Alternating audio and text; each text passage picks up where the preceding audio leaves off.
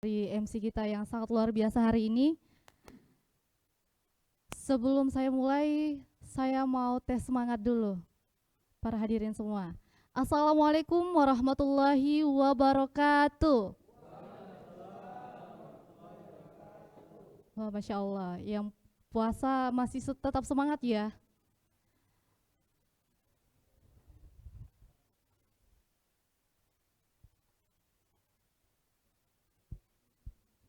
Boleh saya ulang lagi ya, salamnya ya, untuk mengetes apakah masih semangat atau tidak. Saya ulang lagi, Assalamualaikum warahmatullahi wabarakatuh.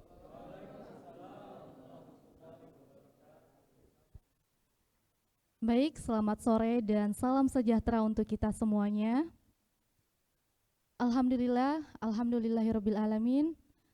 Pertama-tama marilah kita memanjatkan puja dan puji syukur kita atas kehadirat Allah Subhanahu wa taala. Karena berkat rahmat dan hidayahnya lah sehingga kita bisa hadir di tempat yang insya Allah diberkahi oleh Allah Subhanahu wa taala ini. Di kegiatan dialog budaya bedah buku yang berjudul Haji Bugis.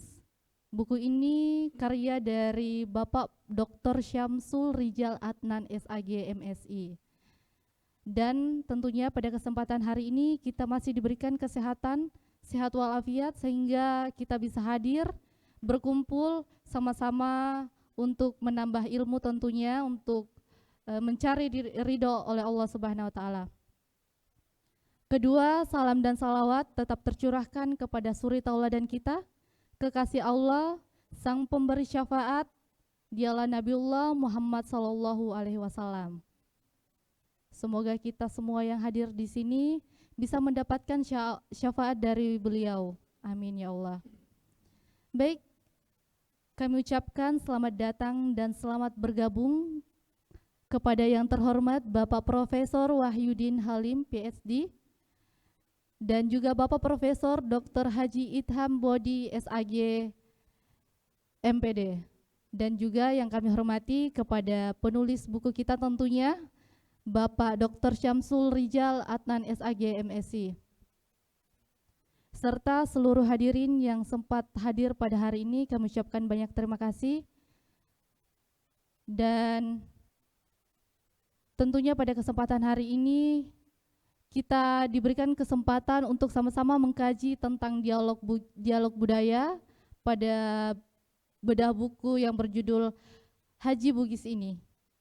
Dan baik, karena saat ini mungkin ini karena apa ya, bisa dibilang ini status saya jomblo atau apa, sehingga saya sendiri di sini. Ya, kayaknya ini perlu teman ini. Ya, saya butuh teman. Dan tentunya yang akan menemani saya adalah orang-orang yang sangat luar biasa, panutan kita semua, dan tentunya yang akan memberikan kita pemahaman untuk beberapa menit ke depan. Langsung saja kita undang bersama Bapak Profesor Wahyudin Halim PhD. Silahkan Pak. Oke, baik. Selanjutnya kami undang juga kepada Bapak Profesor Dr. Haji Idham. Beri tepuk tangannya yang sangat meriah. Dan penulis kita, penulis buku yang akan kita kaji hari ini.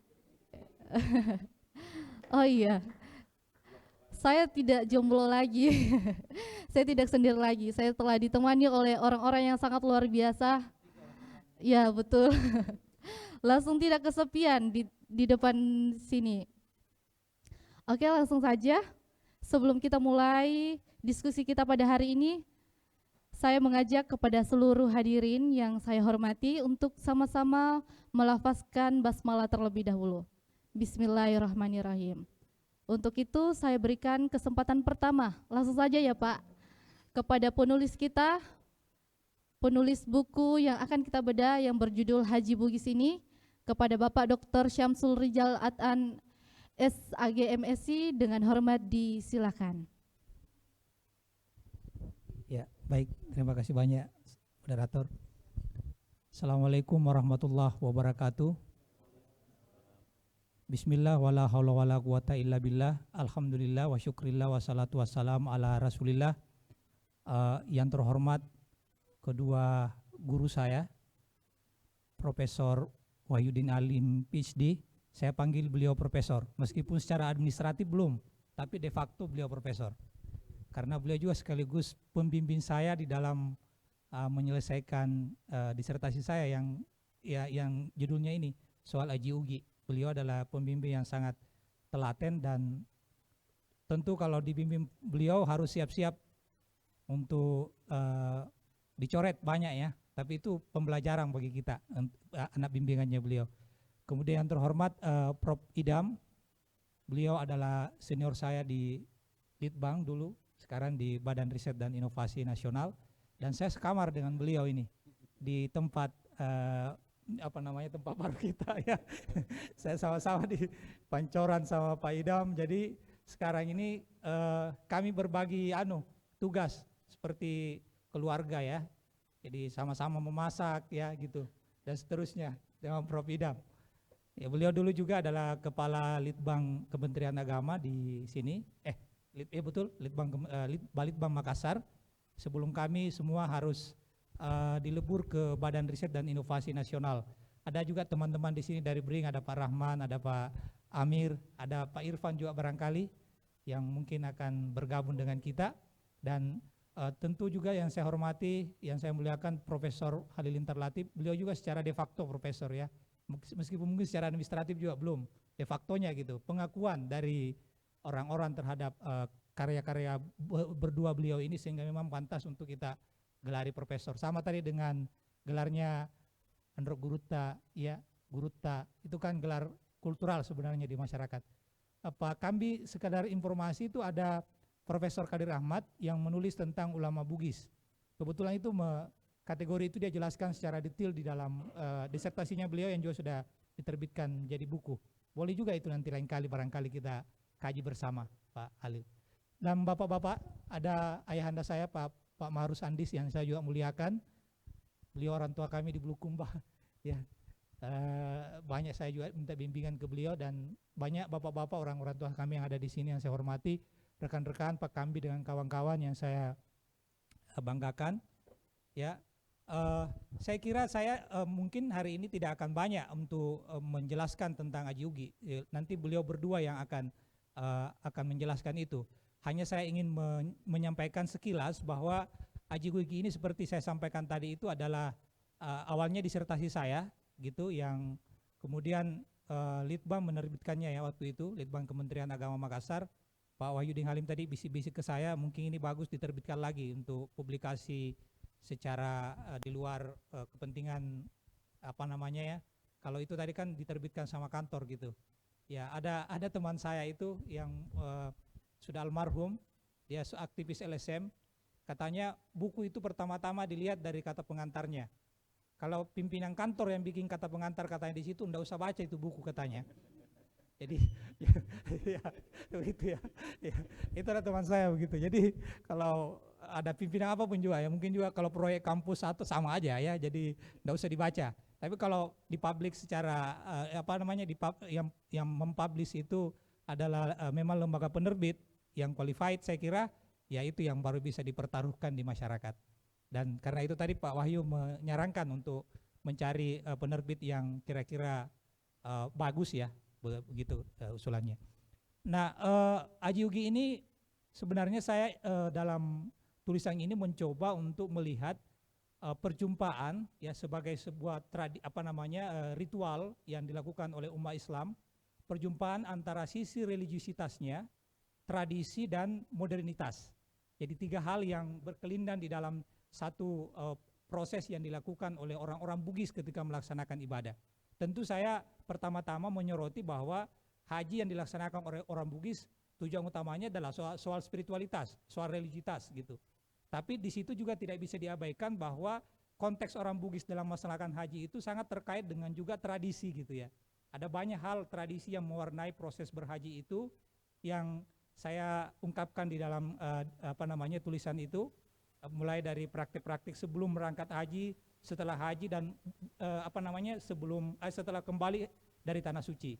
Sebelum berangkat misalnya ada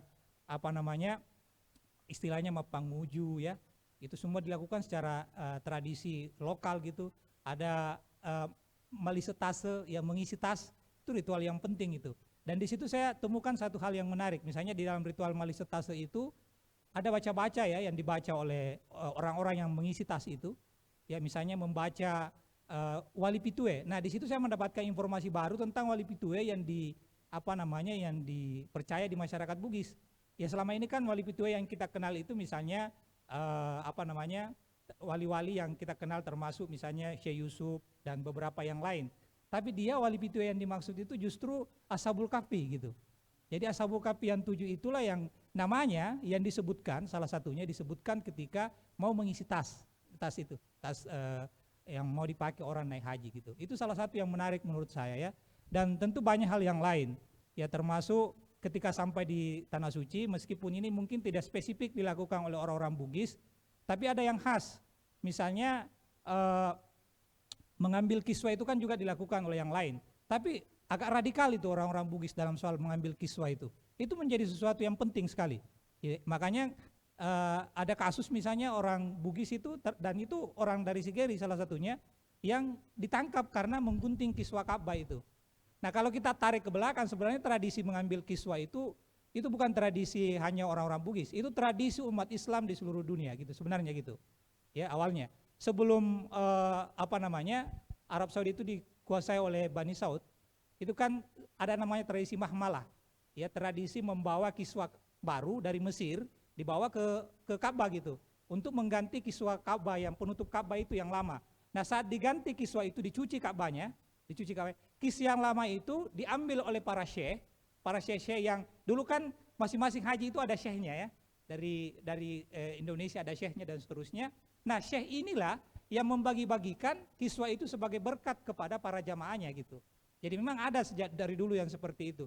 Nah cuma di belakangan orang Bugis itu menafsirkan lebih dalam ya, di situ ada soal senureng ya di dalam kiswa itu. Nah salah satunya kiswa itu kan dianggap sebagai salah satu yang membuat orang daya tarik itu datang ke Tanah Suci itu karena Ka'bah itu dengan kiswanya itu, sehingga mereka menyemut datang ke sana. Maka ada orang yang mengambil itu sebagai simbol senureng agar misalnya kalau itu bisa membuat rezekinya semakin datang banyak gitu ya. Seperti orang datang menyemut datang ke Ka'bah untuk mengelilingi Ka'bah itu bertawaf. Orang pengail ikan juga begitu, dia pasang di kailnya itu kiswa itu supaya ikan datang berbondong-bondong itu mendatangi kiswanya itu. Nah itu dalam konteks Bugis disebut dengan senureng gitu ya. Apakah senureng tidak boleh? Nah ini saya wawancara dengan kiai ya, kiai juga ada kiai yang saya wawancara, boleh katanya, boleh senureng itu. Jadi berpengharapan yang baik, doa tidak lewat ucapan tapi lewat simbol itu dibolehkan, dan Rasulullah pernah melakukan itu. Ya ada satu cerita yang disampaikan. Ya saya wawancara dengan kiai pimpinan pesantren Miftahul Jannah ya di Pindrang. Dia ceritakan bahwa dulu ada sahabat Nabi namanya yang mau masuk rumah baru gitu.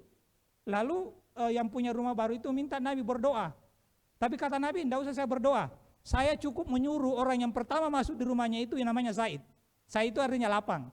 Jadi itu simbol bahwa saat itu masuk ke rumahnya sebagai doa agar yang punya rumah itu dilapangkan gitu. Karena itu simbol-simbol, misalnya ketika kita naik rumah baru ada gula merah, ada kelapa dan sebagainya. Itu sebenarnya dalam Islam sah gitu, karena ada istilah untuk berpengharapan yang baik itu dibolehkan dalam Islam meskipun itu melalui simbol-simbol. Dan itu dilakukan oleh banyak orang-orang Bugis dalam konteks berhaji itu tadi. Itu poin pertama. Yang kedua, haji itu kan bagi orang Bugis itu ada soal were di situ ya, pamase dengan dalle ya. Saya tidak usah jelaskan soal were dan pamase karena orang yang tidak dapat were dalam kepercayaan orang Bugis dan pamase itu tidak mungkin naik haji gitu. Tapi ini soal dalle. Dalle di sini ada dua pengertian yang saya tangkap dari konteks haji orang Bugis. Dalle itu pertama bahwa haji itu adalah puncak dari dalle seseorang gitu, orang-orang Bugis. Ya. Jadi orang Bugis itu, ya tentu ini ada Bugis yang sekarang sudah modern ya, yang mungkin juga mengenyam pendidikan di Barat dan sesungguhnya dan seterusnya gitu. Sehingga model ekonominya tentu mengikuti model ekonomi orang-orang modern gitu, orang Barat. Tapi dalam konteks orang Bugis, ya model ekonomi mereka itu adalah puncak tertinggi dari kejayaan mereka secara ekonomi itu adalah naik haji dan emas. Jadi itu mengapa kita melihat orang Bugis ketika pulang dari tanah suci itu harus ngejreng tampilannya ya, pakai cipo-cipo ya, yang kemudian semua emasnya harus ditampilkan, karena memang dalam pencapaian ekonomi tertinggi orang Bugis itu bukan akumulasi modal. Jadi dia bukan ekstensifikasi dan intensifikasi, bukan memperluas usaha. Ya, ini dalam konteks Bugis yang tradisional ya, bukan memperluas usaha atau kemudian menambah modalnya, tetapi puncak tertinggi dari perekonomian itu ketika orang itu bisa membeli emas dan naik haji. Itu dia capaian tertingginya. Nah, jadi orang yang sudah naik haji itu menganggap bahwa dia sudah mendapatkan dalek yang luar biasa dari Allah karena sudah mencapai puncak ekonominya gitu. Inilah yang mereka mau raih itu, haji dan emas. Nah, karena itu ada ungkapan yang menarik, orang yang pergi merantau, dan itu saya temukan juga di Segeri, puncak dari kesuksesan orang merantau itu kalau Allah mas songkok lotong, Andreo mas songkok putih. Jadi pergi dia merantau itu masih pakai songkok hitam, pulang dia pakai songkok hitam, gitu. Putih. Pergi pakai songkok hitam, pulang dari merantau itu pakai songkok putih, gitu. Dan yang menarik di Sigeri itu kebanyakan yang pergi merantau pada saat mau naik haji daftarnya kembali di Sigeri atau di Pangkep supaya ada penguatan bahwa mereka memang berhasil di rantau itu karena dulunya pergi belum naik haji, sekarang datang tiba-tiba sudah mendaftar haji gitu kan kira-kira ya. Nah itu yang saya kira salah satu yang saya amati di dalam konteks haji orang Bugis. Yang lain bahwa kebanyakan ini meskipun itu tradisi bahwa orang yang berhaji di masyarakat Bugis dan bukan hanya di Bugis sebenarnya, itu kebanyakan perempuan dan bukan laki-laki. Itu dulu sebenarnya laki-laki yang paling dari data-data yang saya peroleh tentang haji itu laki-laki yang lebih banyak. Tapi semakin ke sini semakin banyak perempuan.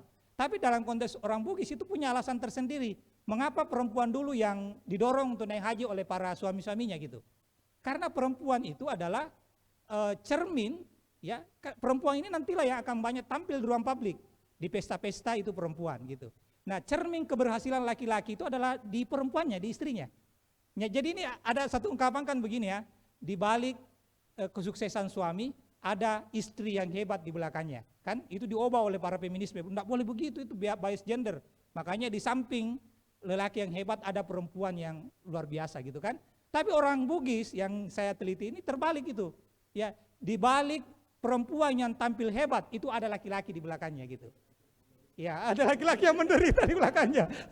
Itu dia ditambah. Ya, karena itu dia tadi. Mengapa didorong dulu pertama perempuannya naik haji? Karena nanti yang akan tampil di depan itu di panggung. Ini yang saya sebut sebagai pengaruh gaya hidup ya. Yang tampil di depan itu adalah perempuan.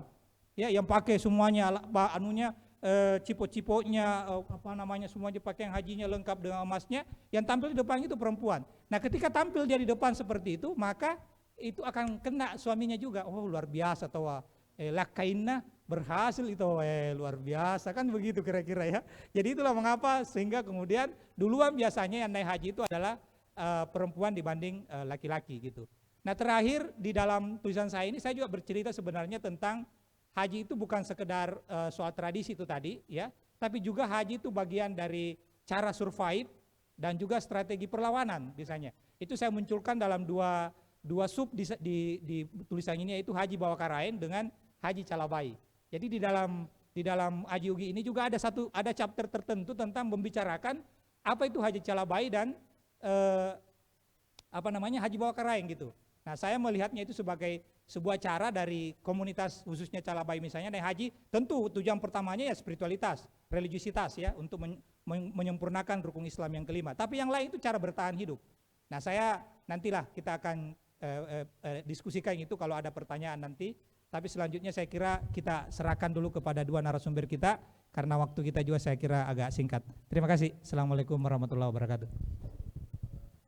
Baik, terima kasih atas apa yang baru saja disampaikan oleh Bapak Dr. Syamsul Rijal Adnan.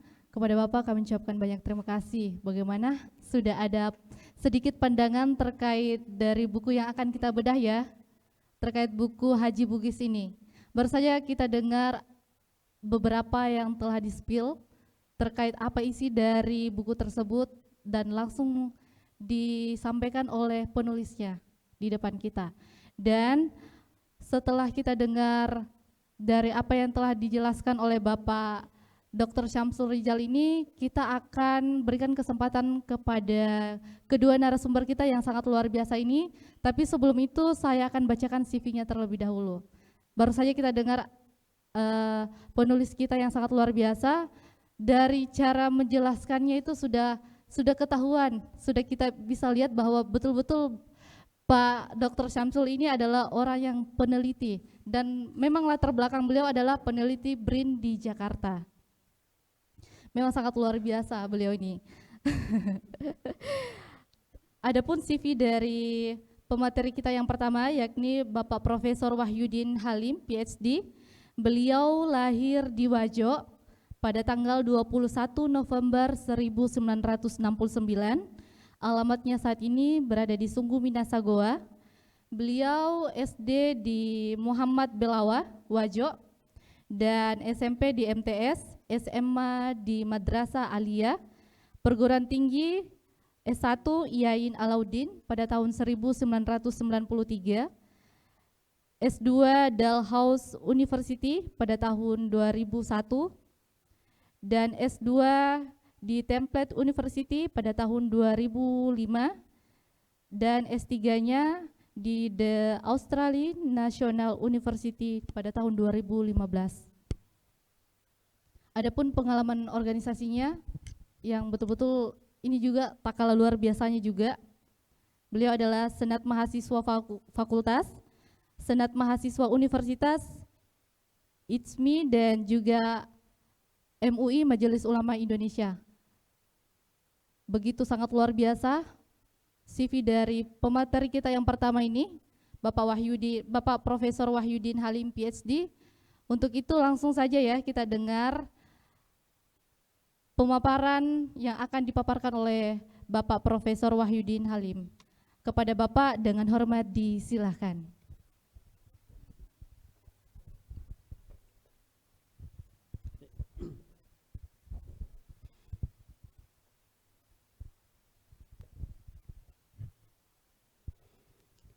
Assalamualaikum warahmatullahi wabarakatuh. Salam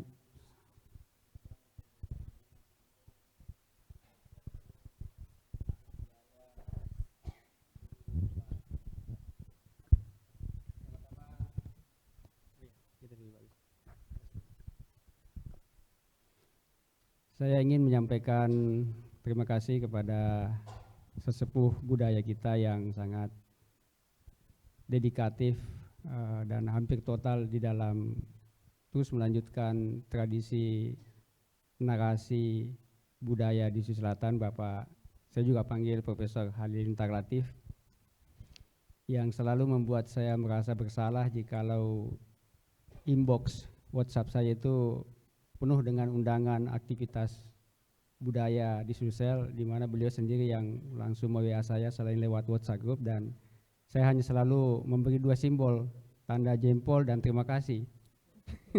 Mohon maaf, maksudnya tidak bisa hadir. Dan saya kira tidak banyak lagi sosok seperti beliau yang punya kepedulian luar biasa terhadap isu-isu budaya. Yang selalu ada regenerasi yang cepat itu adalah komentator politik. Dan diskusi yang paling hidup seperti tadi dikatakan oleh penulis buku adalah diskusi-diskusi politik. Sementara yang mau mengurus soal-soal budaya seperti ini ya menjadi semakin langka. Karena itu terima kasih Pak Ali, sekaligus saya menyampaikan maaf untuk seluruh rangkaian undangan yang saya tidak bisa hadiri karena selalu beririsan dengan soal-soal akademik. Tentu saja kepada Tribun Timur juga, ya terima kasih karena memfasilitasi kegiatan ini. Saya salut bahwa masih ada sebuah lembaga media yang mau melakukan. Sorry tadi Guru Takambi sebenarnya yang bilang bahwa diskusi seperti ini semakin sulit dilakukan, audiensnya semakin terbatas, sementara diskusi politik itu tetap ramai ya. Maksud saya saya salut luar biasa kepada Tribun yang masih menjaga girah atau tradisi diskusi yang berbobot seperti ini, sementara bahkan kampus juga sudah mulai meninggalkan. Jadi orang suka bilang kalau mau cari diskusi akademik bukan di kampus, tapi cari di kafe ya dan sebagainya. Jadi itu lanjutkan, itu bahasa saya sebagai seorang akademisi yang berharap tetap forum seperti ini dipelihara adalah lanjutkan. Berikutnya ucapan hormat kepada bapak-bapak para sesepuh, Pak Usman juga hadir di sini. Kita terakhir ketemu di gedung DPR ya, lantai 4. Lantai berapa itu Pak? Kita diskusi tentang Pramuktamar Muhammadiyah ya, Pak Muswil. Tentang buku ini ya, pertama-tama saya ingin merespon tadi dari saudara Samsur Rijal, Dr. Samsur Rijal. Ya, saya memang salah satu co-promotor, bukan promotor utama. Tetapi mungkin Samsur Rijal bisa merasakan saya yang paling membuat dia repot. Karena saya menghabiskan mungkin 2 pulpen warna merah untuk mencoret-coret semua halaman gitu ya. Dan saya boleh mengatakan Promopendus waktu itu salah satu yang paling serius menulis, dan disertasinya barangkali ya sejauh yang saya bimbing di tingkat S3, yang saya promosikan di tingkat S3, Promopendus yang paling serius menulis dan disertasinya sangat berkualitas akademik. Dengan pendekatan yang waktu itu masih relatif baru untuk kampus saya di UIN di Makassar, itu pendekatan antropologis. Jadi kadang-kadang kita berdebat sesama penguji karena di sana tradisi kajian Islam tekstual itu lebih kuat, dan para profesor yang kita miliki, para guru besar dan akademis yang kita miliki lebih banyak punya kepakaran di bidang kajian-kajian tekstual. Jadi yang membimbing mahasiswa Promopendus S2 di bidang antropologi kadang-kadang mengalami kesulitan karena pembimbing yang satu mengatakan A, pembimbing mengatakan B, ya dan sebagainya, dan sering terjadi perdebatan di saat ujian tutup karena perspektif antropologi melihat satu masalah berbeda dengan perspektif teologis. Misalnya contoh saja, kalau kita mengatakan saya di dalam disertasi, dalam penelitian-penelitian tekstual itu dianggap terlalu subjektif. Tapi kan dalam antropologi naratif ya, kita bercerita tentang itu. Jadi saya merasa inilah disertasi waktu itu yang benar-benar disertasi, karena ada banyak disertasi rasa tesis, ada juga banyak tesis S2 rasa skripsi, tapi kebalikannya juga ada. Saya biasa menguji skripsi di S1 itu rasa S2, rasa tesis, dan menguji tesis itu sudah rasa disertasi.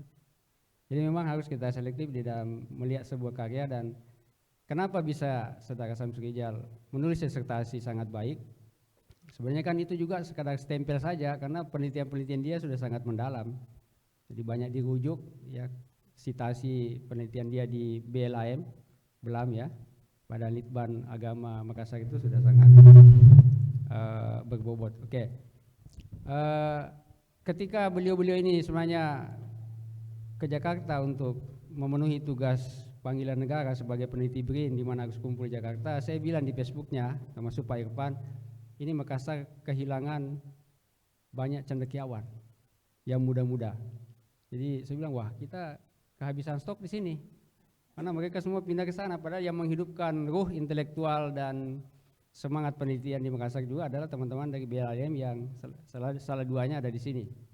Oleh karena itu jangan lama-lama di sana. Saya mudah-mudahan kebijakan pemerintah berubah lagi sehingga mereka kembali ke Sulawesi Selatan. Karena Jakarta juga panas ya.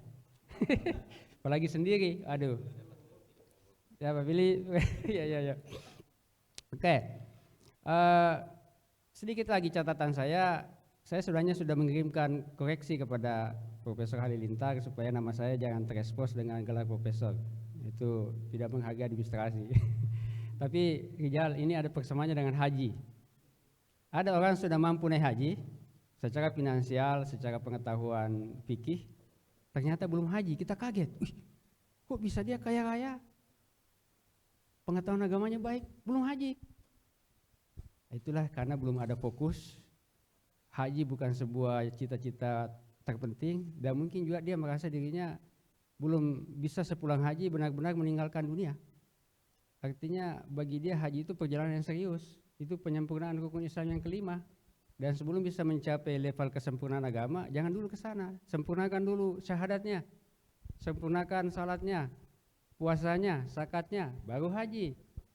Tapi pas mau haji, waiting list panjang. Wah, ternyata sampai hari ini belum haji juga. Begitu juga profesor. Ada mungkin secara akademik bisa memenuhi persyaratan, tapi belum punya fokus ke sana. Masih sibuk mengurusi mahasiswanya, masih rajin mencoret-coret disertasinya mahasiswa yang dibimbing. Pas dia merasa sudah harus profesor, wah persyaratannya ternyata semakin banyak, terutama administratif. Sementara dia tidak suka administratif, hanya sampai sekarang belum profesor. Ada banyak tipe seperti itu. Tapi tentu saja itu jangan dicontoh. Yang paling bagus itu adalah segera kita mampu berhaji, segera pergi haji, segera mampu meraih pangkat profesor, ya segera profesor. Karena banyak orang yang dikecewakan, terutama yang memasang nama kita besar-besar, tiba-tiba dikoreksi, padahal itu bisa mengundang banyak jemaah untuk datang gitu. Ya, baik. Jadi saya merasa bersyukur bahwa kembali lagi diingatkan dengan disertasi yang telah menjadi buku yang ditulis oleh Saudara Dr. Syamsul Rijal Adhan. Dan menurut saya tadi saya sudah mengatakan bukan hanya untuk mendapatkan wibawa akademik sehingga harus dipublikasi secara independen, tapi menurut saya supaya distribusinya lebih luas. Kenapa? Karena sejauh ini genre atau literasi haji itu sebenarnya terus berkembang. Nah, saya mengidentifikasi di sini ada jenis pertama itu namanya literasi historis tentang haji. Jadi sejarah haji. Dan ini melimpah buku, diawali oleh Snok Horgonye yang menulis buku Head Mekah, ya, The Mekah, di mana dia tinggal di Mekah dengan nama samaran Abdul Ghaffar untuk melihat tindak tanduk para jamaah haji Indonesia di Mekah. Itu sejak abad ke-19, jadi 1800-an. Kemudian disusul oleh, saya kira ada buku yang berseri, ditulis dikutip di disertasi itu ya. Siapa lagi namanya?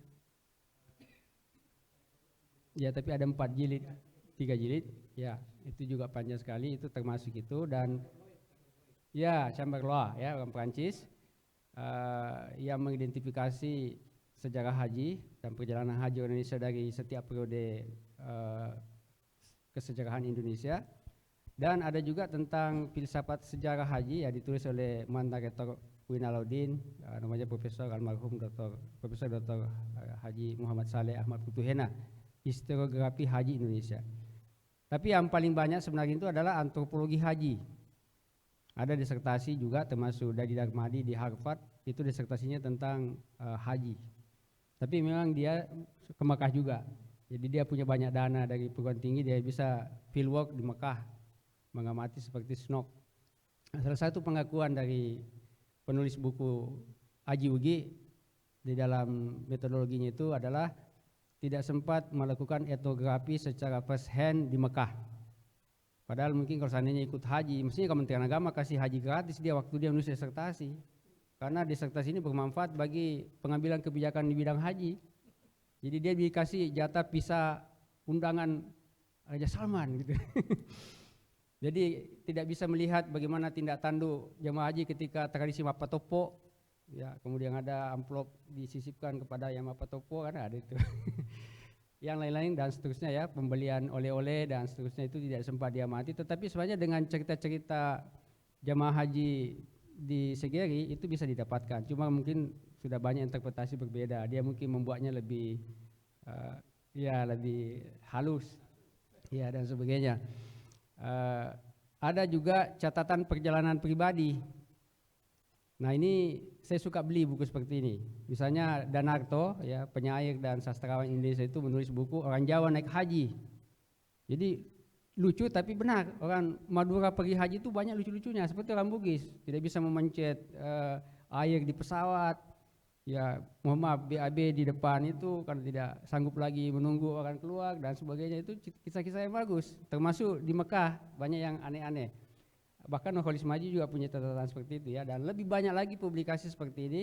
Orang Padang naik haji, orang Sunda naik haji. Ya, ini mungkin perlu kita juga mendorong jamaah haji kita yang penulis orang Bugis naik haji. Itu saya kira belum ada judul seperti itu ya. Walaupun disertasi atau buku Saudara Samsul Rijal ini sudah mewakili salah satu gambaran perilaku jamaah haji Indonesia pra keberangkatan, saat di Mekah dan saat pulang. Nah, jadi buku ini hanya menyoroti secara first hand atau tangan pertama fenomena pra haji dan kepulangan dari Mekah, di mana ada lagi ritual yang kita sebut biasanya syukuran atau kalau sebelumnya kan manasik ya. Oke. Kemudian yang paling banyak juga adalah manasik haji, dan ini biasanya diterbitkan oleh Kementerian Agama. Tapi yang paling sedikit sebenarnya itu adalah buku-buku sejenis yang ditulis oleh ahli syariati. Jadi makna spiritual haji. Dan beberapa teman yang pernah haji tapi belakangan pulang dan membaca buku itu, dia bilang, saya mau sekali nih haji lagi untuk mengamalkan pesan-pesan haji yang lebih substantif, yang lebih esensial, seperti yang ditulis oleh ahli syariati. Saya dengar kabar Menteri Agama kita saat ini, Profesor Dr. Nasruddin Umar, itu akan mencoba membuat publikasi baru pendamping dari manasik haji yang lebih bersifat fikih, orientasi fikih, dengan buku yang mengulas makna-makna haji. Karena secara normatif kita melihat inilah kelemahan pelaksanaan haji kita orang-orang Bugis terutama, karena lebih fokus kepada bacaan-bacaan yang biasanya dijadikan kalung itu selama tawaf dan segala ritual haji, tapi tidak meresapi maknanya. Bukan hanya terjemahnya yang penting, tetapi fungsi-fungsi semua ritual itu secara spiritual. Dan ahli syariati di dalam bukunya Haji itu mengulas itu dengan sangat mendalam.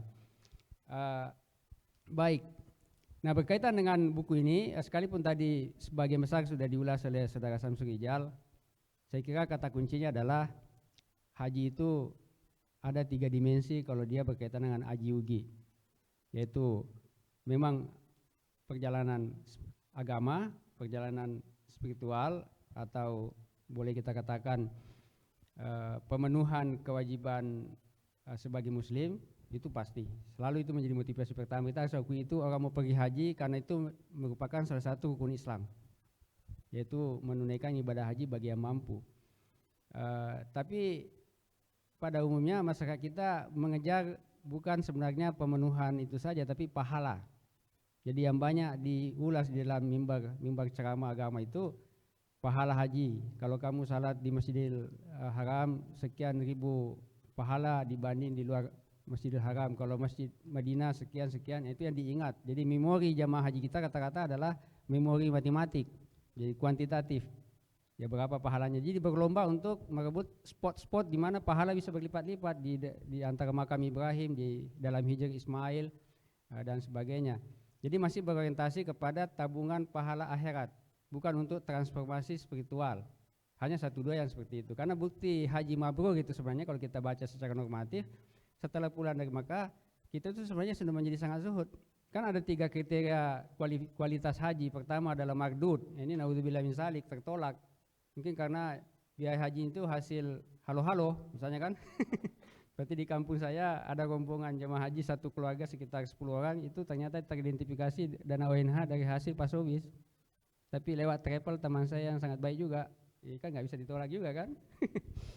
Itu kalau sumber ONH tidak halal, itu kan pasti tertolak lah. Yang banyak itu makbul, jadi halal ya, dan ritual rukun dan syarat haji sudah dipenuhi, itu akan diterima sebagai penyempurnaan rukun Islam yang kelima. Tapi belum tentu mabrur. Ya mabrur artinya bukan hanya secara fikih sempurna, tetapi juga berdampak. Ini istilah yang banyak terkenal sekarang, berdampak secara personal. Lalu kemudian aroma haji yang kita rasakan di Mekah itu menyebar kepada masyarakat yang kita kembali hidup bersama mereka. Tanda-tanda kita sudah bukan lagi manusia man of world, tapi man of akhirat ya, manusia dunia akhirat. Sudah suhud. Orang datang minta peci haji, ambil. Itu baju bagus sekali Pak Haji, ambil. Itu anak tak cantik sekali saya nikahi, tidak usah pakai panai. Pokoknya saya sudah dunia ini tidak butuh, saya sudah haji. Sempurna kawan saya. Istilahnya sudah mati sebelum mati ya, mutu kabala antemutu kata sufi, matilah sebelum kau mati. Dan haji itu kata ahli syariati adalah simulasi kematian. Jadi kalau mau kematiannya tidak berat, pergilah haji dengan orientasi mematikan diri sebelum mati supaya pada saat mati tidak banyak lagi transaksi dengan malaikat maut. Kira-kira seperti itu. Tapi yang kedua adalah juga reputasi sebagai orang beragama. Ini nanti membawa konsekuensi. Saya kira juga Samsul Rijal mengamati itu, bahwa kalau dulu orang pergi haji dan pulang haji, bisnisnya bisa lebih lancar karena dia dianggap orang terpercaya.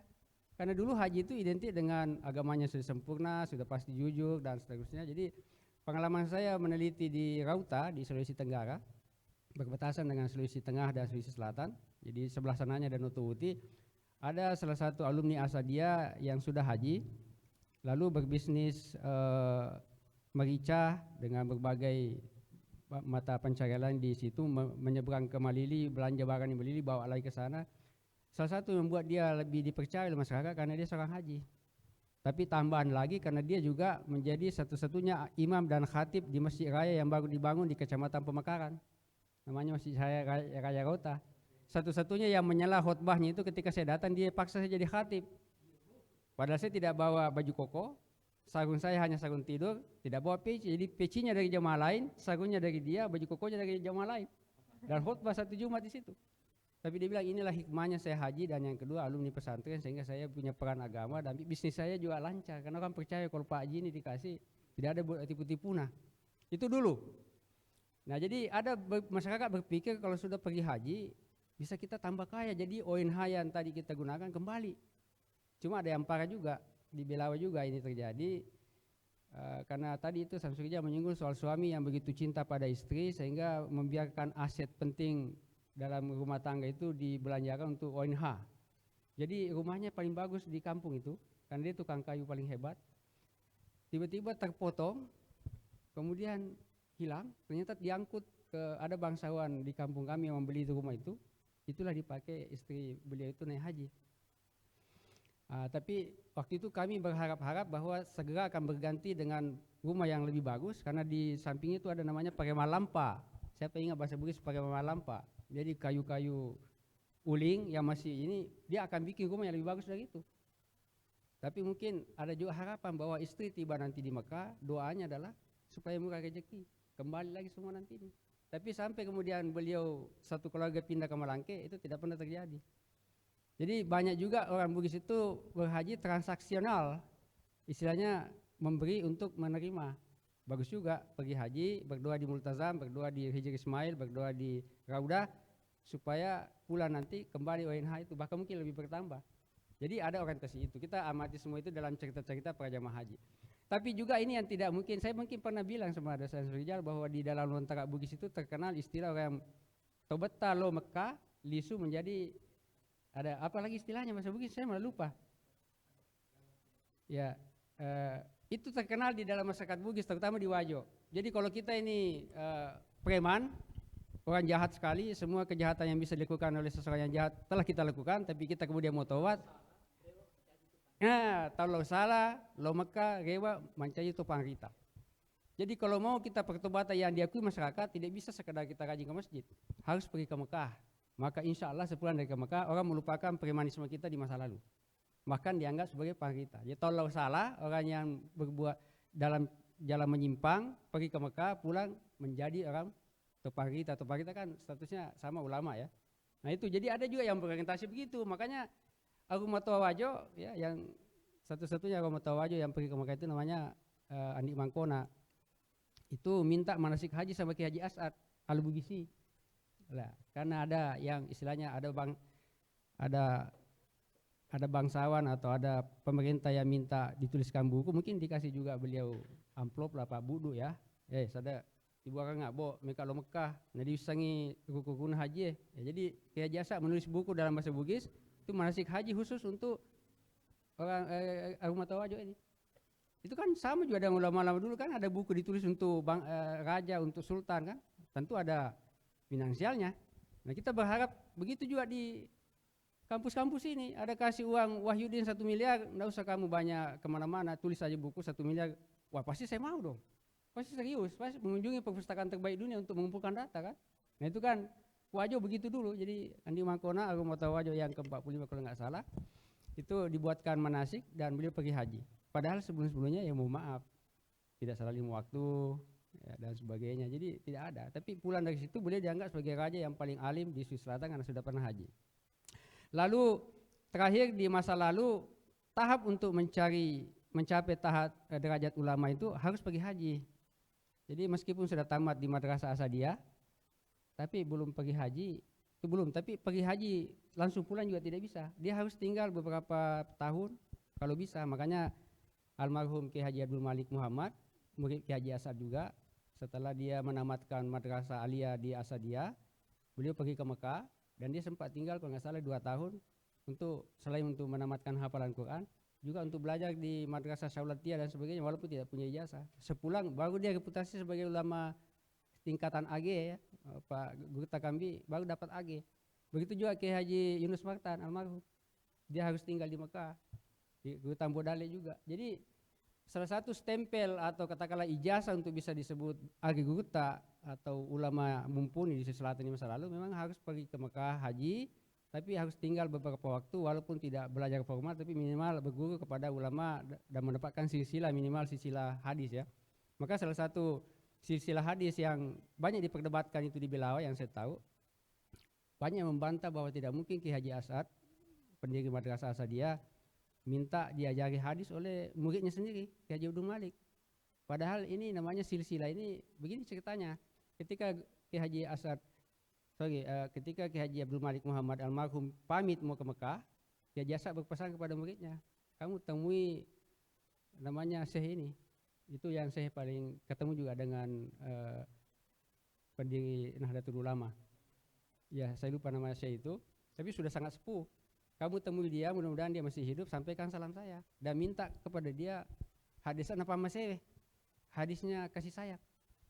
Pas tiba di Mekah, dia mau pulang, dia minta betul diantar ke situ oleh salah satu orang Arab setempat. Dia bilang dia sudah tua, ngapain mau ditemui? Dia juga tidak bisa mendengar lagi. Dia hanya tinggal di kamarnya berwirid, berzikir, sholat. Ya antar saja saya ke sana. Ini ceritanya 3 kali mengucapkan salam ini orang Arab setempat tidak dijawab. Jadi akhirnya Guru Ki Haji Abdul Malik yang mengucapkan salam. Assalamualaikum. Itu ditulis oleh Sapkila juga kan. Waalaikumsalam. Baru dia menjawab, masuk. Sudah masuk, dibilang saya Magi, salam ke jasad. Sudah dibilang, Agapi, saya mau minta hadisnya tentang kasih sayang. Baca Mi. Jadi dia bukan membacakan, baca sendiri. Terus dibaca ya, cocok. Sudah. Artinya sudah transfer barakahnya hadis ini. Hadis itu kan malam la yarham la yurham ya. Siapa yang tidak mengasihi tidak akan dikasihi. Pulang ke Sengkang, bagaimana ketemu? Ya, sudah terima hadisnya, terima ya, ajarkan kepada saya. Itu baru nyambung, karena mungkin tidak pernah diajarkan secara langsung oleh ulama hadis ini. Jadi kan itu, sanadnya. Jadi itu yang ketiga.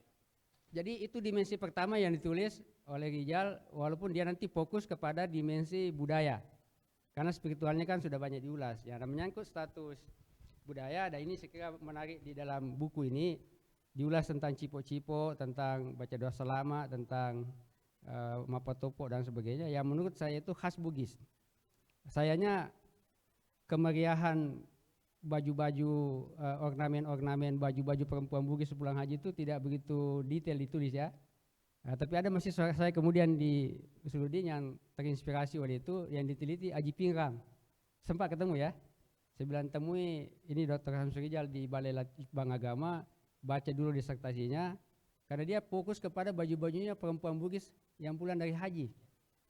Jadi itu banyak juga disoroti karena foto-fotonya memang ternyata orang bilang juga sangat luar biasa fantastis ya. Jadi saya punya pengalaman pribadi transit mau ke Manado di Bandara Sultan Hasanuddin. Tiba-tiba saya melihat banyak ada sekitar 20-an ibu-ibu dengan 3 laki-laki. 3 laki-laki itu pakai Raja Salman, baju Raja Salman ya. Dengan taf itu yang ada kawat dengan motif sorban merah putih igal ya, dengan sorban dengan gamis. Ibu-ibunya itu yang seperti biasa kita lihat di YouTube dan di berbagai platform media sosial. Terus saya bilang, kenapa dia tidak keluar dari bandara? Padahal sudah sampai di Makassar. Ternyata orang Bugis dari Bombana mau terbang ke Sulawesi Tenggara.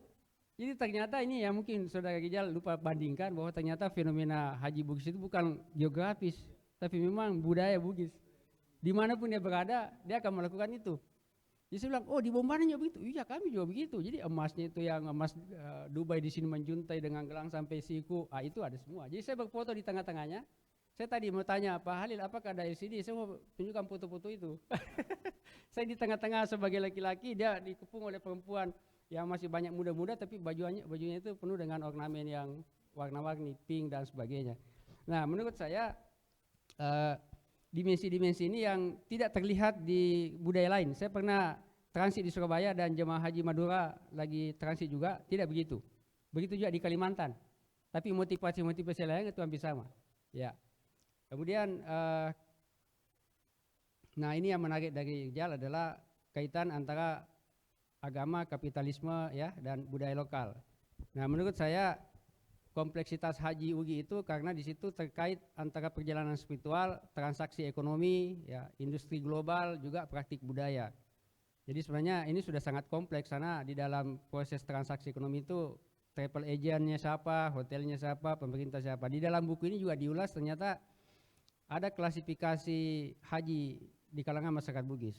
Jadi supaya kelas menengah muslim ini juga membedakan diri dari kelas menengah ke bawah, dia harus memilih ONH yang berbeda, ONH plus.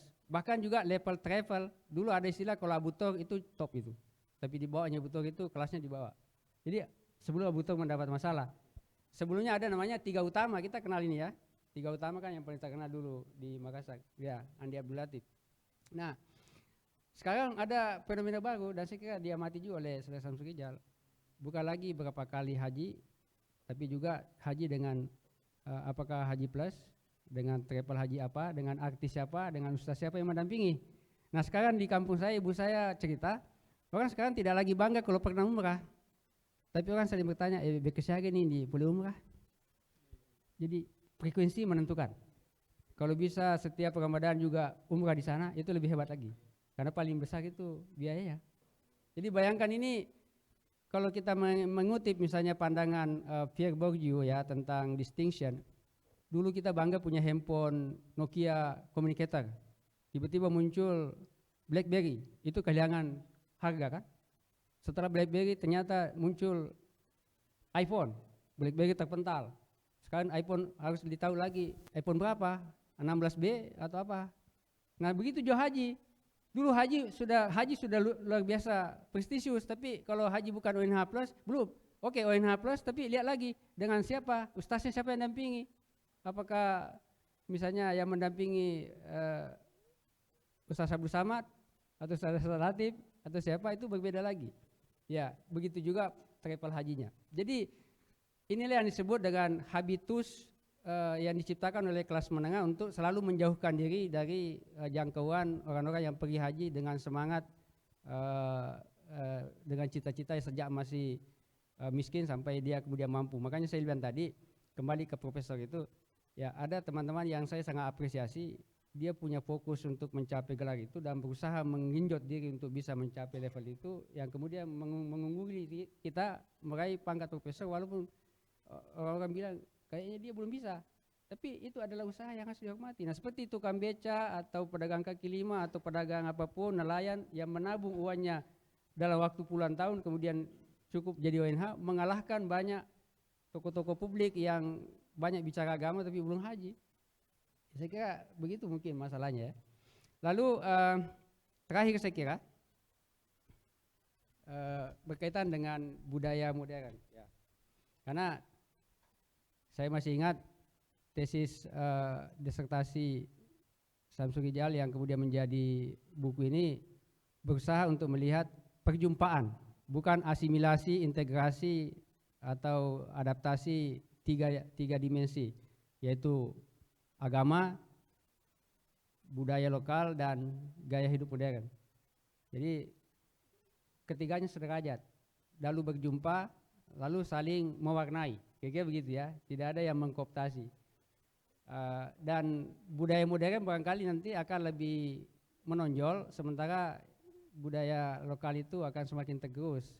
Bukan karena soal apa, karena pelaku-pelaku budaya itu semakin susah. Maksudnya pakarnya, panatinya apa namanya itu, pakar tentang ritual-ritual itu semakin hilang, ya. Termasuk juga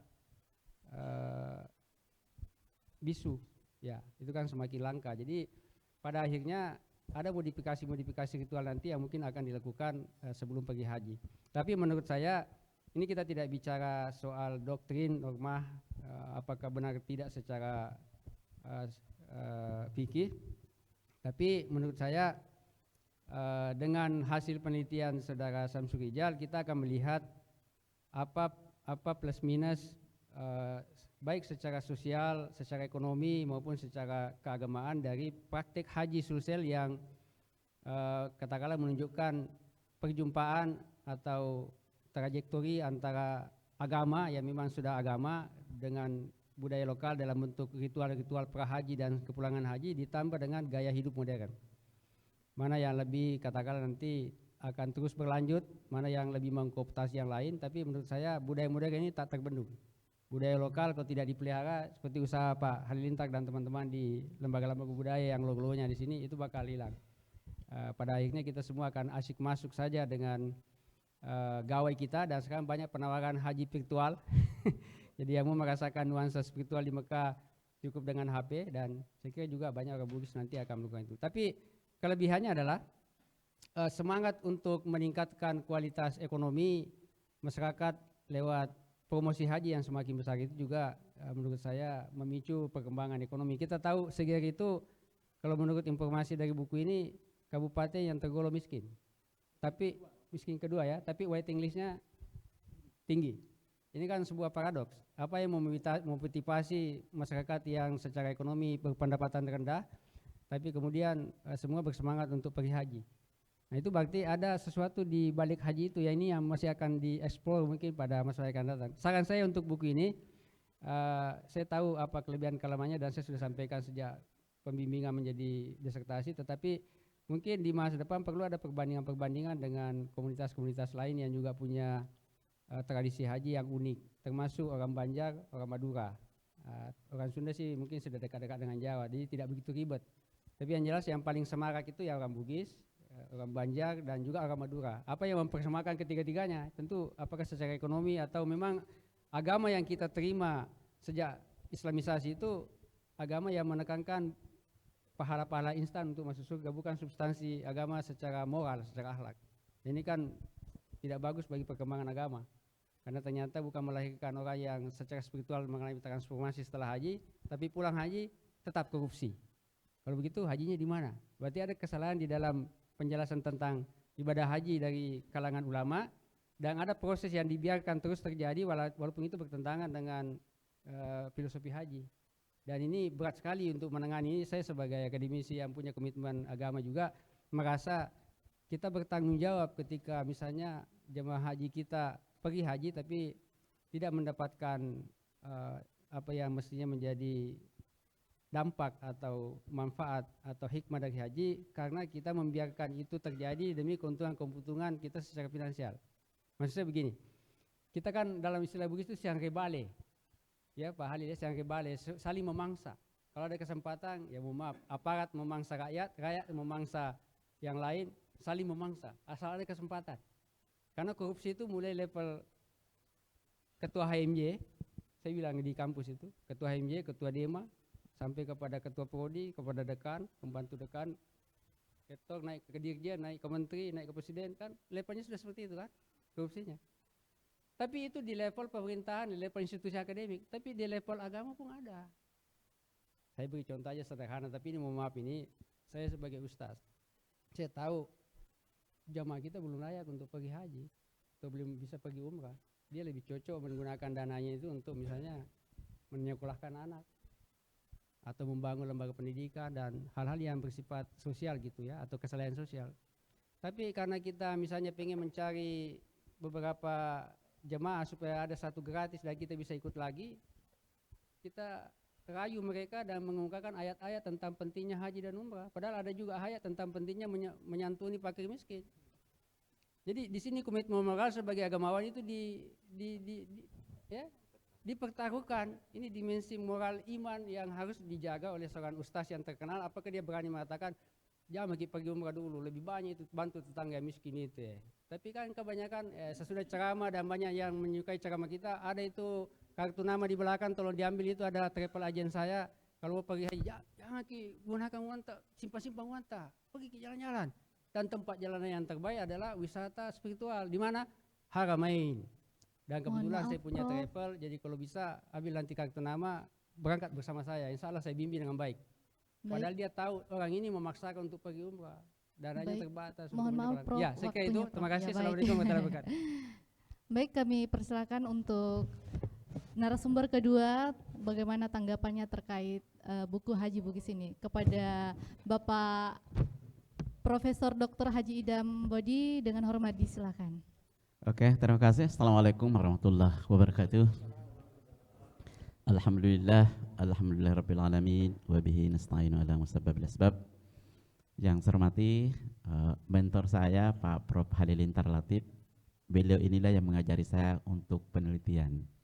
Penelitian pertama saya itu dibimbing langsung oleh beliau di bawah naungan MSPI, Masyarakat Seni Pertunjukan Indonesia. Jadi kita dulu itu ibarat orang yang baru lahir diajar untuk berlari. Nah, saya sangat dimanapun beliau selalu ingat bahwa beliau adalah mentor saya. Dan pihak Tribun, terima kasih mengundang kami dan bapak-bapak dan ibu-ibu yang sangat bahagia. Waktu saya tinggal sedikit karena kita mau berbuka. Buku ini sangat menarik karena kita membedah, maka kita akan melihat apa kekurangan dan kelebihannya. Kelebihan utama hari ini adalah tidak ada buku di kita untuk dibedah. Yang mudah-mudahan ke depan ini bisa diterbitkan dan tidak ada pengantar dari kepala balainya. Ada PDF-nya dan saya sudah dikirim oleh beliau, saya sudah baca. Tapi kan ini beda buku ya. Jadi harus bukunya yang dibedah. Jadi, tapi itu tidak mengurangi. Ya mudah-mudahan ke depan itu kita bisa, karena sangat berbeda kalau kita membaca PDF dengan bukunya. Haji Ugi ini, haji itu selalu menarik. Sebagaimana yang dipaparkan tadi, dia adalah rukun Islam yang kelima. Dan salah satu ibadah yang tidak ada baca-bacanya itu adalah ibadah haji. Makanya di daerah, di kampung saya, itu ada istilah lebih kakak gerakan daripada ucapan. Kakak itu yakiru anak pau. Itu saya kira di masyarakat kita seperti itu. Itu tampak gerakan. Kalau ilmu yang paling tinggi itu adalah bukan baca lagi, tetapi adalah gerak.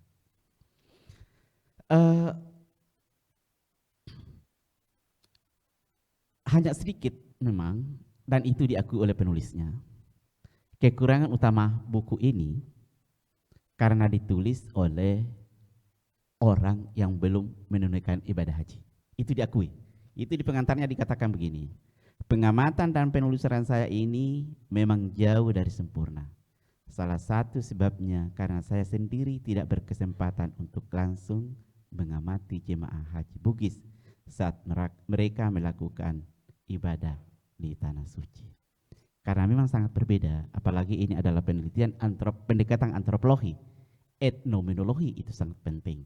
Jadi kita dilibatkan untuk sebagai peneliti partisipan aktif. Nah ini yang tidak ada.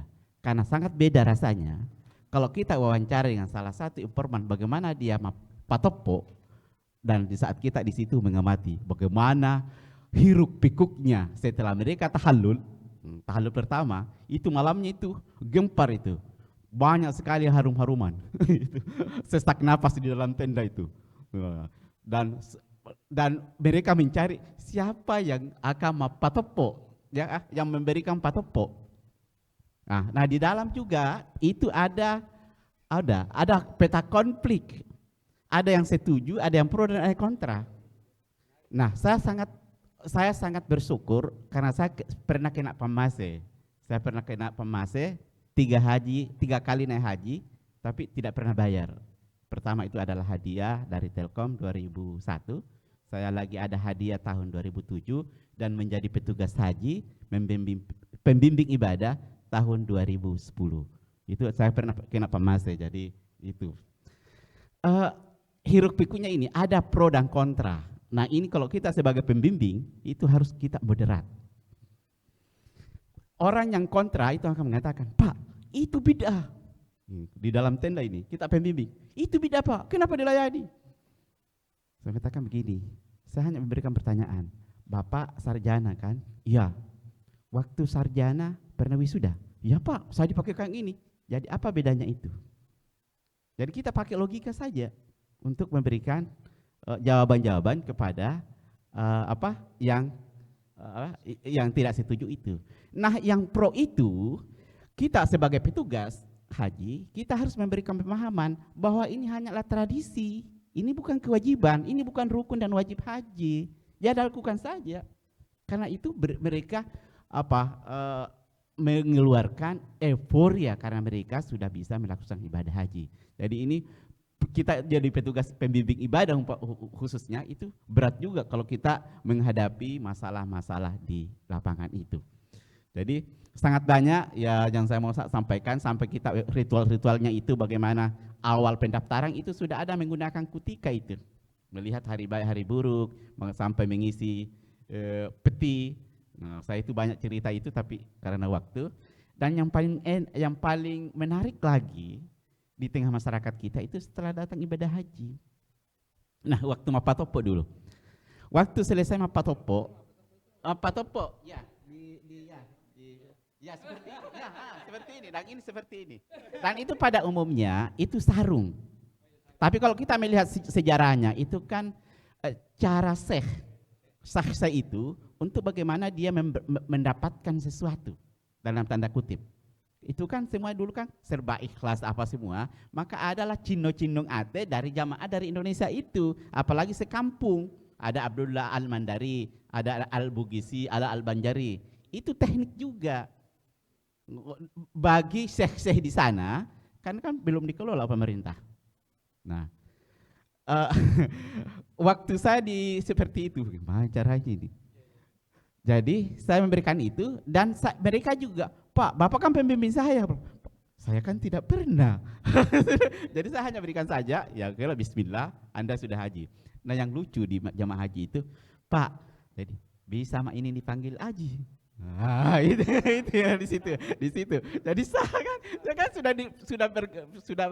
kalau sudah diberikan wisuda itu kan sudah berhak mendapatkan gelar doktorandus SAG. Itu kan seperti itu. Ya kan sama saja. Hanya akidah orang yang berhaji ini yang harus kita luruskan, diberikan pemahaman. Nah, kewajiban kita di situ sebagai pembimbing dari Kementerian Agama seperti itu. Nah, itu yang menarik, Pak. Bisa sama ini dipanggil haji. Ya bisa, Mi. Selanjutnya yang paling menarik lagi kalau sudah sampai di daerah ini kan ada tukang beca yang betul-betul ini karena dia untuk menyempurnakan keislamannya. Nah, itu kan kadang orang tidak mengetahui kalau dia haji. Ada kasus di pasar. Selalu Pak dipanggil. Kenapa selalu dipanggil Pak? Haji ma ini. Oh, jadi haji ma ini. Ini ada kasus nih. Daing, geser sedikit. Daing. Haji kah ini? Saya sudah haji. Oh, oke. Jadi ini juga harus memang dilihat bagaimana niat melaksanakan ibadah haji. Memang betul tadi. Memang apa ya? Kalau saya memberikan manasik, karena saya juga ada travel, tapi tidak promosi. Jadi hampir 1 tahun, setiap tahun saya pergi dengan gratis kan punya travel, tapi saya tidak seperti itu bahwa ini umrah. Jadi saya memberikan pemahaman kepada mereka. Yang pertama harus kita sebelum melakukan itu adalah niatnya. Innamal a'malu binniyat. Apa tujuan kita melaksanakan ibadah umrah maupun ibadah haji. Saya kira seperti ini banyak yang saya sampaikan dan seharusnya kita dialog bagaimana semangatnya di sana, bagaimana mereka di saat tawaf. Karena memang begini, di dalam hidup ada yang rasional, ada yang irasional, dan ada yang suprarasional. Di tanah suci itu, believe or not, banyak yang suprarasional. Terima kasih. Assalamualaikum warahmatullahi wabarakatuh. Waalaikumsalam warahmatullahi wabarakatuh. Waduh, sangat luar biasa dari kedua narasumber kita dan kedua narasumber kita dan penulis kita pada hari ini yang telah menyampaikan tentang tradisi haji orang Bugis.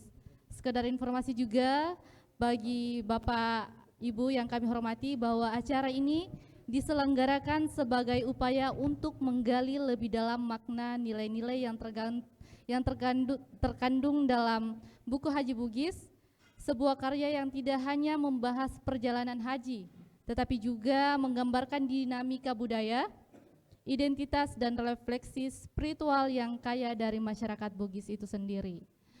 Dan baru saja kita dengarkan tanggapan-tanggapan dari narasumber kita. Saat ini kita lanjut ke sesi tanya jawab. Kami membuka 2 penanya saja karena waktu kita sangat terbatas. Baik, kami berikan kesempatan pertama kepada Bang Ibul, kebetulan dosen saya juga sendiri. Silakan Pak.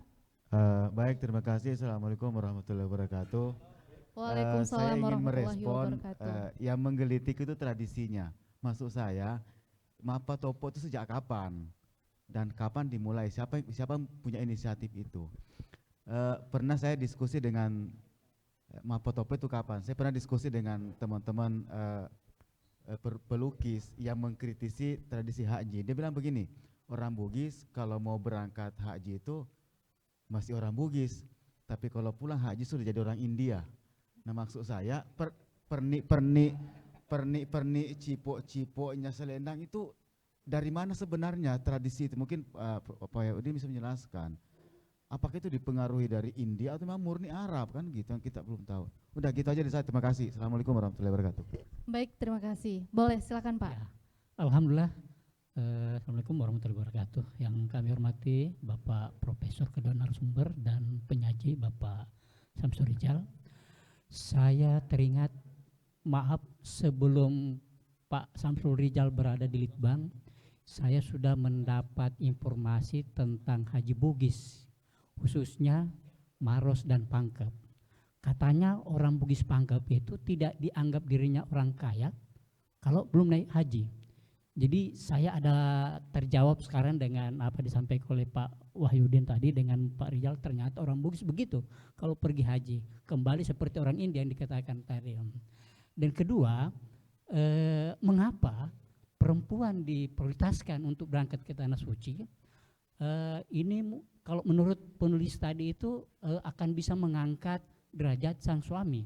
Tetapi dari hasil penelitian almarhum orang tua saya dari Litbang Agama Makassar juga, dia temui di Bantaeng, mungkin Haji Makassar kalau Bantaeng, bukan Haji Bugis. Kenapa di daerah Desa Labo itu, daerah kopi, dijuluki di sana Haji Kopi? Kenapa perempuan diprioritaskan untuk berangkat ke Tanah Suci? Itu logik. Dan itu terkait juga dengan agama. Karena katanya perempuan itu terlalu cepat atau sering membuat kesalahan tanda kutip dosa. Ke sumur umum mencuci itu sampai 2 jam. Jadi bercerita lagi, itu membuat lagi. Beli sayur ngumpul lagi di situ. Jadi mohon maaf Pak, langsung intinya saja ya. Intinya, waktu kita membatasi. Apakah semua fenomena-fenomena ini yang kami khawatirkan, kalau hanya budaya yang diangkat di permukaan, ini kemungkinan orang di Sulawesi bisa menganggap bahwasanya orang Sulawesi Selatan ini Haji Bugis ini hanya pergi di jalan-jalan ini. Tidak pergi betul-betul jadi haji ini. Intinya begitu. Terima kasih. Assalamualaikum warahmatullahi wabarakatuh. Waalaikumsalam warahmatullahi wabarakatuh. Baik, kami ucapkan banyak terima kasih kepada kedua penanya kita. Langsung saja kepada narasumber kita dan penulis buku dari Haji Bugis untuk menjawab pertanyaan dari 2 penanya tersebut.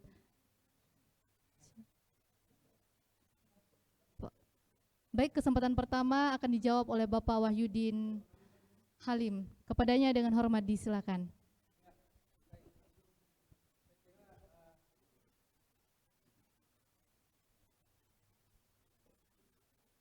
Untuk menjawab itu memerlukan penelitian lanjutan ya, dan saya kira mungkin bisa teman-teman di BRIN nanti mencoba mengajukan proposal untuk itu, dan atau mungkin, tapi ini khas Bugis ini saya kira belum diteliti. Yang banyak itu penelitian haji di Jawa dari Dagmadi dan teman-teman itu kan tentang jamaah Jawa.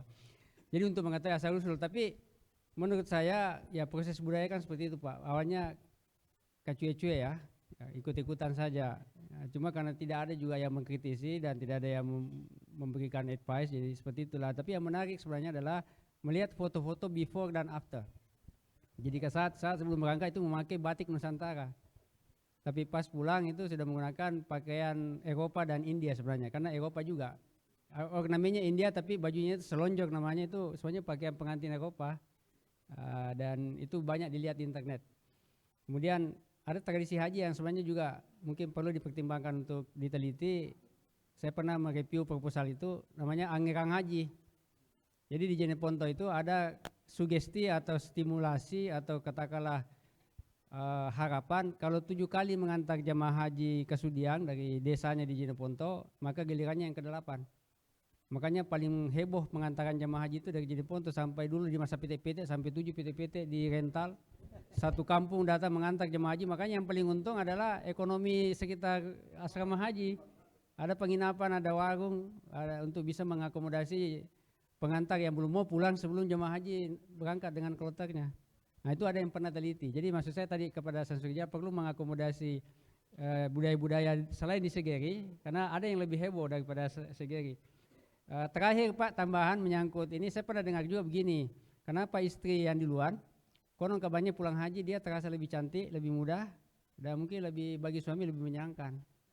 Jadi bagi suami yang mencintai istri, tanda kecintaan terbesar memberi dia ONH. Karena kalau pulang suami juga yang senang. Ini sama jawaban teman saya ketika ditanya istri-istri, maaf yang biasa suaminya pergi huruj, kenapa kau biarkan suamimu selalu pergi huruj, padahal kan dia jauh dari kamu, tidak membantu sama sekali. Bilang, saya kalau sudah bosan lagi dengan suami saya suruh huruj. Karena kalau pulang kami kayak pengantin baru lagi. Jadi seperti itu. Sedikit ya tentang Mapatopo itu sebenarnya sudah ada di dalam buku itu. Tapi ada sedikit yang saya lupa tadi untuk mengkritisi buku ini. Ini Pak Samsurijal itu hanya menarasikan. Dia belum menempatkan dia posisinya apa. Apakah budayawan atau bagaimana dia sebagai dai. Nah, saya begini, untuk pakaian pakaian cipo-cipo itu kalau di Mandar namanya badawara. Saya di depan para ulama ustaz di Polewani Mandar dulu, saya pernah mengatakan begini di penyelenggara haji, pakaian badawara itu bukan pakaian Islam. Pakaian Islam itu adalah menutup aurat. Sementara badawara itu kelihatan sininya. Maka saya mengatakan itu bukan pakaian Islam. Tolong saya dikoreksi di tempat ini juga kalau pernyataan saya salah. Tapi tidak ada yang berani mengoreksi. Nah disinilah peran para dai juga, peran dari dosen-dosen UIN bagaimana meletakkan ini. Jadi bukan hanya sekedar kita meneliti bahwa bagaimana haji, tetapi kita harus meluruskan bagaimana pemahaman masyarakat tentang haji itu sendiri. Nah untuk persoalan Mapatopo itu sudah ada dalam buku itu, nanti disampaikan oleh beliau. Baik, langsung saja Pak. Langsung ya, jadi sebenarnya ini mungkin memang perlu untuk dilanjutkan ya, untuk memperdalam kaitannya dengan budaya negara lain gitu. Tapi tradisi Mapatopo itu sebenarnya sudah ada sebelum pelaksanaan haji itu diatur atau dikelola oleh negara gitu. Dulu kan Syekh yang banyak mengelola ya, terutama sebelum kemerdekaan gitu. Nah mereka yang Mapatopo itu sebenarnya Syekh itu tadi. Jadi Syekh itu di samping Mapatopo dia juga lah yang membagikan kiswa Ka'bah kepada para jamaahnya gitu. Jadi mereka semacam memberikan berkah kepada jamaahnya itu gitu. Sehingga mereka semakin dikenal oleh jamaah-jamaah yang dari Indonesia. Kan itu nanti kan Syekh itu kan dipilih oleh jamaah siapa yang menjadi syekhnya nanti. Jadi ini semacam cara dia juga memperkenalkan diri ya lewat dua tradisi itu Mapatopo dengan membagi kiswa itu gitu. Iya. Jadi untuk bahwa saya ini loh syekhmu gitu. Nanti kalau ada mau naik haji, perkenalkan bahwa ada syekh yang namanya ini. Begitu. Jadi sebenarnya jauh sebelum sekarang ini sudah ada tradisi Mapatopo yang dilakukan. Cuma sekarang itu semakin menguat ya, terutama di masyarakat Bugis. Nah terakhir terkait dengan Pak Rahman tadi itu menarik ya, bahwa mengapa perempuan yang didahulukan, karena itu tadi ya dianggap mungkin salah satu pendapat ya, meskipun agak bias gender ya, kesannya bahwa perempuan lebih banyak dosanya dibanding laki-laki gitu. Oh iya. Tapi yang saya temukan itu tadi, karena di dalam pesta dan bahkan saya temukan salah satu narasumber saya, informan saya yang selama ini kerjanya di dapur, jadi dia tidak pernah tampil di depan karena dia belum haji. Dia bilang, engkau topa, satu saat katanya, kalau pura tonda loka tanah suci, nanti saya yang akan berdiri di depan, bukan lagi di sini, gitu kan? Ya itu ada itu, kawan begitu. Jadi memang perempuan yang naik haji itu naik statusnya dalam pesta-pesta gitu. Yang tadinya dia pencuci piring, masak di dapur, itu menjadi penjemput tamu gitu. Ya, ada di depan nantinya. Makanya itu banyak cerita di dalam masyarakat Bugis.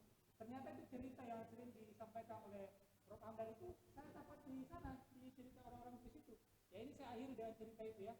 Ya katanya ketika mau pengantaran pengantin, protokol itu mengumumkan, ya semua yang sudah berhaji silakan naik mobil Innova. Yang belum berhaji naik mobil truk katanya. Nah akhirnya naiklah, semua yang haji itu naik Innova gitu. Innovanya yang belum haji naik mobil truk. Truknya sudah jalan, Innovanya belum. Nah terus yang penumpang Innova ini bilang, kenapa tidak belum jalan? Supirnya tidak ada. Ditelepon lah Pak sopir. Di mana sih? Itu ada mobil terus sudah jalan. Saya ada di mobil terus karena saya belum berhaji. Sopirnya belum berhaji tidak. Itu ada cerita-cerita begitu. Banyak yang saya dapatkan. Ketika di tanah suci gitu ya. Saya yang menarik itu cerita-cerita orang Calabai naik haji.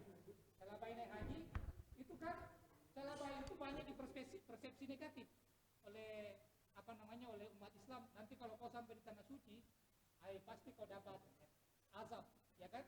Calabai. Tapi mereka ternyata punya pengalaman yang menarik.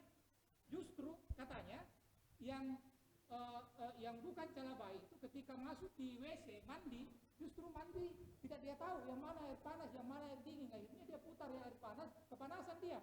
Dia cerita lah bahwa belum tentu kan katanya Calabai yang dapat asap. Oleh orang biasa juga bisa dapat asap gitu. Padahal hanya salah pencet saja, salah pencet shower saja gitu. Tapi Baik, kan Pak. cara dia untuk menunjukkan bahwa Calabai itu juga bisa diterima oleh Allah kalau niatnya bagus gitu. Makanya saya tampilkan ini Haji Calabai sebagai salah satu cara dia menunjukkan eksistensi dirinya di masyarakat, bahwa dia juga muslim yang baik gitu. Saya kira itu ya. Baik, terima kasih Pak. Saya bisa bagikan PDF saja untuk kita terima kasih. Baik, terima kasih Pak.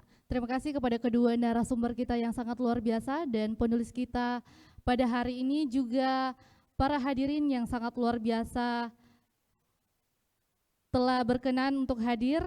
Tidak terasa kita sudah sampai di penghujung acara. Sebelum saya tutup, saya ingin menginformasikan bahwa kegiatan ini hasil kolaborasi antara 8 dasawarsa NKRI, beberapa organisasi masyarakat, organisasi agama, juga pihak Tribun Tibur sebagai tempat kegiatan kita hari ini yang telah berkenan memfasilitasi kita. Dan kami juga ucapkan banyak terima kasih kepada seluruh hadirin. Mohon maaf Pak ya, biar saya tutup dulu Pak. Ya, biar saya tutup dulu ya Pak. Ya, baik, kami ucapkan banyak terima kasih. Dari diskusi kita hari ini, kita telah banyak mendapatkan wawasan tentang makna perjalanan haji dalam konteks budaya Bugis. Kurang dan lebihnya mohon dimaafkan. Saya Hikmah selaku moderator kita pada hari ini. Saya ucapkan billahi fisabilil haq fastabiqul khairat. Assalamualaikum warahmatullahi wabarakatuh. Selamat sore dan salam